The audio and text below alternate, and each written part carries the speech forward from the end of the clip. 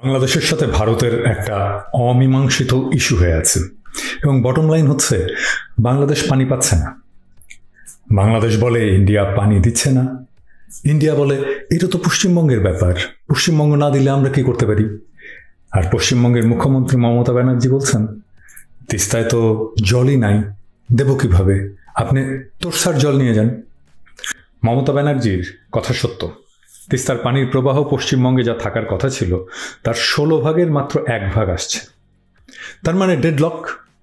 মমতা ব্যানার্জি কখনো নিজের রাজ্যের স্বার্থবিরোধী কিছু করবেন না, করতে পারেন না।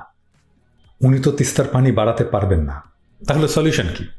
আজকের আলাপ এই তিস্তাই শুধু নয়, এই অঞ্চলের এক জটিল ভূরাজনৈতিক সমস্যার একটা সমাধানের রাস্তা বাতলানোর চেষ্টা। আসুন দেখি সেই সমাধানের সূত্রগুলো কি। তিস্তার পানি শুধু বাংলাদেশের জন্যই প্রয়োজনীয় না, তার দরকার আছে পশ্চিমবঙ্গেরও, বাংলাদেশের চাইতে বেশি। পশ্চিমবঙ্গের 9.2 লাখ হেক্টর জমির চাষাবাদ এবং মূলত বড় ফলনের সেচের জন্য তিস্তার পানি লাগে। বাংলাদেশের 7.5 লাখ হেক্টর জমিতে তিস্তার পানিতে বড় আবাদ হয়। পূর্ব বাংলা মানে আমাদের বাংলাদেশ আর পশ্চিমবঙ্গ মিলে যেই বড় আবাদ হয় তার জন্য তিস্তার পানির যে প্রবাহ দরকার তা হচ্ছে প্রতি সেকেন্ডে 1600 কিউবিক মিটার, কিন্তু পশ্চিমবঙ্গেই আছে প্রতি সেকেন্ডে মাত্র 100 কিউবিক মিটার। ভয়াবহ অবস্থা। তাই তিস্তা শুকিয়ে গেলে বাংলাদেশের চাইতে পশ্চিমবঙ্গের ক্ষতি বেশি। তাই তিস্তার শুকিয়ে যাওয়া ঠেকানো বাংলাদেশ আর পশ্চিমবঙ্গের উভয়েরই স্বার্থ। বাংলাদেশ এবং পশ্চিমবঙ্গের রাজনৈতিক নেতারা এমনকি বিশেষজ্ঞরা কখনো খুঁজে দেখেননি কেন তিস্তা শুকিয়ে যাচ্ছে। সমাধান আছে তিস্তার শুকিয়ে যাওয়ার কারণের উপরে, যেখানে আমরা কেউই কখনো নজর দেইনি। আসুন আমরা আবিষ্কার করি আজকে কেন তিস্তা শুকিয়ে যাচ্ছে। তিস্তার পানি শুকাচ্ছে তিস্তার অববাহিকায় হাইড্রো ইলেকট্রিক ড্যাম তৈরির কারণে। কিভাবে পানি শুকায়? আসুন আমরা পানি এবং নদী ব্যবস্থাপনার খুব বেসিক কিছু ধারণা নেই। এইটা একটা স্বাভাবিক নদীর বেসিন।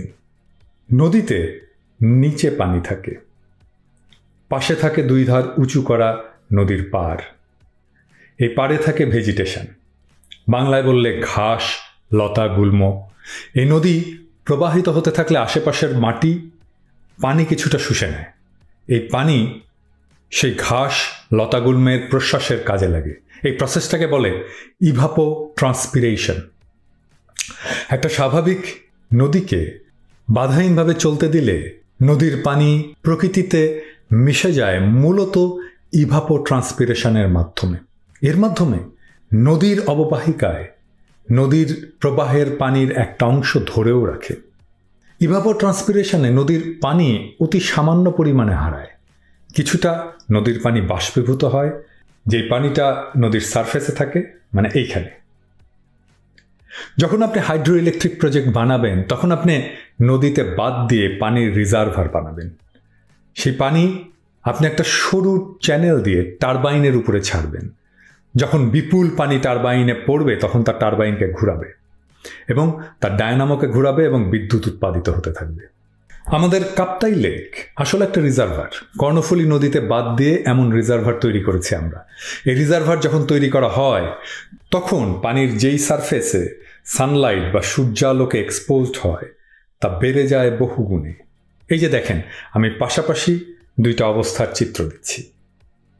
বাম পাশে স্বাভাবিক নদী, যেখানে যতটুকু এরিয়া থেকে পানির বাষ্পীভবন হয় দেখুন, আর ডান পাশে হাইড্রো ইলেকট্রিক প্রজেক্টের রিজার্ভার, কতটুকু এরিয়া থেকে বাষ্পীভবন হয় দেখুন।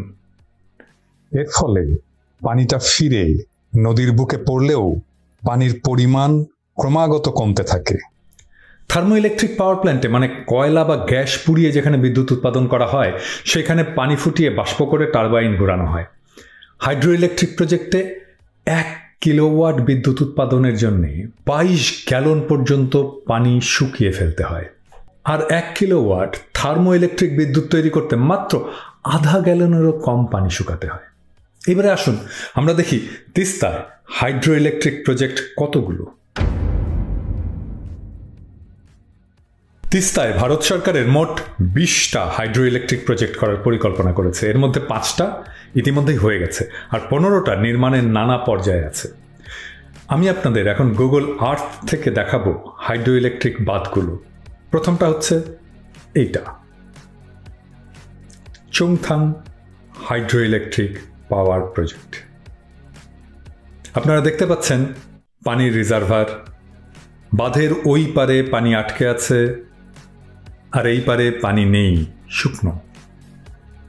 এরপরে আমরা আরো নিচে যেতে থাকি, আরো নিচে যেতে থাকি। আসুন আমরা পাবো আর একটা বাঁধ। দেখেন বাঁধের উপরে পানিতে থই থই করছে আর নিচে শুকনো। গেল 2টা।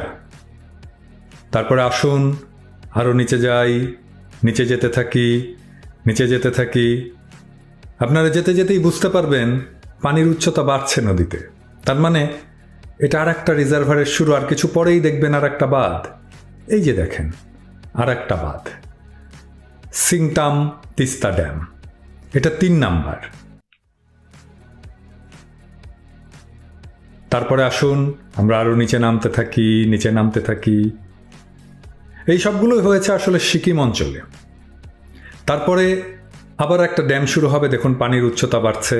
এই যে দেখুন আর একটা ড্যাম, তিস্তা লো ড্যাম 3। এটা 4 নাম্বার হলো। এরপরে আরো নামতে থাকি, তিস্তার গতিপথ ধরে আরো একটা ড্যাম, তিস্তা লো ড্যাম 4। এইটা 5 নাম্বার। তারপরে এই যে দেখুন এটা হচ্ছে সেভক ব্রিজ। আমি গেছি এখানে, দারুণ প্রাকৃতিক দৃশ্য এই জায়গাটায়, শিলিগুড়ির কাছে। তাহলে আমরা 5টা ড্যামই দেখলাম। এরপরে এই যে বিশাল ড্যাম, এটা আসলে ব্যারেজ, এটা গজলডোবা ব্যারেজ। এইটা করেছে পশ্চিমবঙ্গ সরকার। মানে পানি বাংলাদেশে আর ঢুকতে পারবে না, আর একটু পরেই বাংলাদেশের সীমান্ত। এইখান থেকে পানি ডাইভার্ট করে নেওয়া হয়েছে এই পথে। এই যে দেখুন এই পথে, ছোট চ্যানেল, এই পথে। এই পানি যাবে বিহারে। আমরা দেখতে থাকি, দেখবেন এই তিস্তার পানির বদৌলতে চারিদিক সবুজ হয়ে গেছে। বিহারের উষর এলাকায় ফসল হয়েছে। এই হলো তিস্তার ইতিহাস। গজলডোবা দিয়ে পানি যা আসছে তা ইন্ডিয়ান মিডিয়ার হিসাবে প্রত্যাশিত 16 ভাগের 1 ভাগ। এটা পরিকল্পিত 20টা হাইড্রো ইলেকট্রিক প্রজেক্টের 1/4, মানে 4 ভাগের 1 ভাগ তৈরি হওয়াতেই এই অবস্থা। আর এখন বাকি 15টা তৈরি হলে কি তিস্তা আর থাকবে? এমনকি গজলডোবা দিয়েও কি পশ্চিমবঙ্গ পানি পাবে না। এইটাই পশ্চিমবঙ্গের স্বার্থ। এটাকেই মমতা ব্যানার্জির কাছে তুলে ধরতে হবে।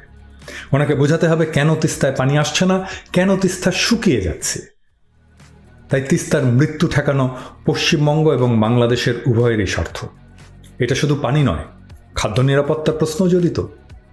এই ক্রিটিক্যাল মোমেন্টে মমতা ব্যানার্জি ভূমিকা শুধু তিস্তা নদী নয়, এই অঞ্চলে হিন্দু মুসলমান সম্পর্ককে একটা নতুন উচ্চতায় নিয়ে যেতে পারে। কিভাবে? আসুন আমরা আবার দেখি। বাংলাদেশ আর পশ্চিমবঙ্গকে যৌথভাবে দিল্লিকে চাপ দিতে হবে হাইড্রো ইলেকট্রিক প্রজেক্ট বন্ধ করে দেওয়ার জন্য, এবং চূড়ান্ত লক্ষ্য হবে যে বাঁধগুলো অলরেডি তৈরি হয়ে গেছে সেগুলো ভেঙে দেওয়া। এছাড়া তিস্তাকে বাঁচানো যাবে না। আমাদের সিদ্ধান্ত নিতে হবে এই 2 দেশের খাদ্য নিরাপত্তাকে মারাত্মক ঝুঁকির মধ্যে ফেলে আমরা জলবিদ্যুৎ চাই কি না। হ্যাঁ, অবশ্যই সিকিম বলতে পারে, ভারত বলতে পারে যে আমাদের বিদ্যুতের কি হবে, যে বিদ্যুৎ আমরা এখান থেকে উৎপাদন করতাম। Fair question. এটা নিয়ে অবশ্যই আমরা আলাপ করতে পারি এবং একটা ন্যায্য সমাধান বের করা সম্ভব। সেটা আজকের আলোচনার বিষয় না। যদি এটা নিয়ে আলোচনা অগ্রসর হয় তাহলে নিশ্চয়ই আমরা এটার একটা সমাধান বের করতে পারবো। মমতা ব্যানার্জি যদি এই লড়াইয়ের নেতৃত্ব দেন তবে তা এই অঞ্চলের ভূ রাজনীতিকে পাল্টে দেবে। কিভাবে? প্রথমত, পূর্ব আর পশ্চিমবঙ্গ যা মূলত বাংলাভাষী হিন্দু এবং মুসলমানের প্রতীক, বাংলাভাষী হিন্দু এবং মুসলমানের আবাসভূমি, তা ঐতিহাসিকভাবে কাছাকাছি আসবে। একটা সাধারণ স্বার্থের লড়াই, একটা রাজনৈতিক লড়াই। আর দ্বিতীয় বিষয়টা কি সেটা বলার আগে আমি মমতা ব্যানার্জিকে দৃষ্টি দিতে বলবো সিন্ধু সভ্যতার ইতিহাস যেখানে নদীতে বাঁধ দিয়ে তৈরি হওয়া তুঙ্গস্পর্শী কৃষি সভ্যতার পতন হচ্ছে। কারণ নদীতে বাঁধ দিতে দিতে নদীগুলো মরে যাচ্ছে, দুর্ভিক্ষ আর খরায় সিন্ধু সভ্যতা ধ্বংস হয়ে যাচ্ছে। তখন ওই অঞ্চলের মানুষেরা বিদ্রোহ করে শাসকের বিরুদ্ধে, একটার পর একটা বাঁধ ভেঙে দিতে থাকে। এই বিদ্রোহের নেতা ছিলেন দেবরাজ ইন্দ্র। সেই বিদ্রোহের নেতাকে মানুষ এতই পবিত্রতা আরোপ করেছিল যে তাকে দেবতাদের রাজা বানিয়েছিল। সেই বিদ্রোহের ইতিহাস, বাঁধ ভাঙার ইতিহাসই লেখা আছে ঋগ্বেদে। সেখান থেকেই রবীন্দ্রনাথের সেই গান, বাঁধ ভেঙে দাও, বাঁধ ভেঙে দাও, বাঁধ ভেঙে দাও ভাঙা।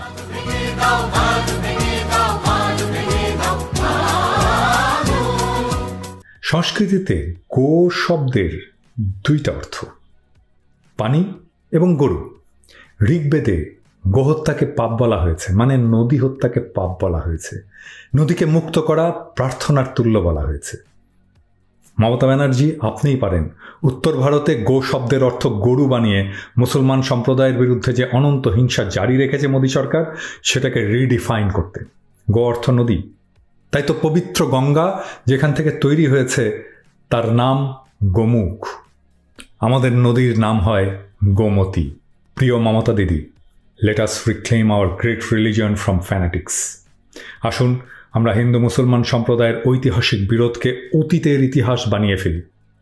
আপনি হয়ে উঠুন আজকের ইন্দ্র, ওই বাঁধ ভাঙার কাছে।